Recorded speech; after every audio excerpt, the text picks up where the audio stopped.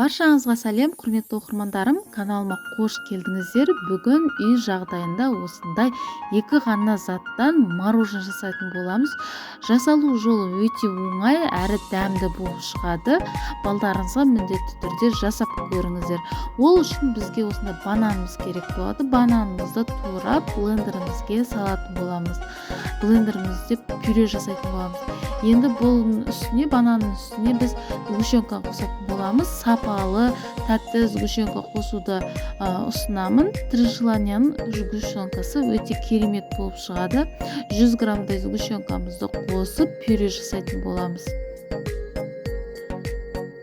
Осы рецепт сіздерге ұнап жатса, менің видеоның астына поделиться деген батырманы басып, әпке-сіңілдеріңізбен бөлісуді ұмытпаңыздар. Енді әсемдігі үшін мен осындай шоколадты майдалап қосатын боламын. Егер шоколадты ұнатпасаңыздар, ягодай да қоссаңыздар да болады.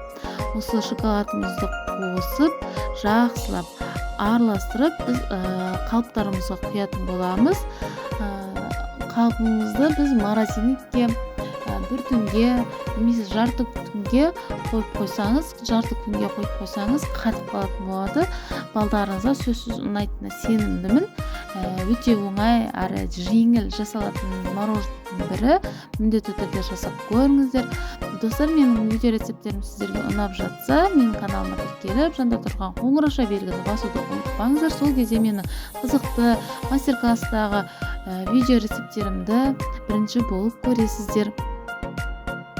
Енді қатқан соң осындай пышақтың көмегімен кішкене кесіп, осылай қабығын алып тастауға болады сыртындағы.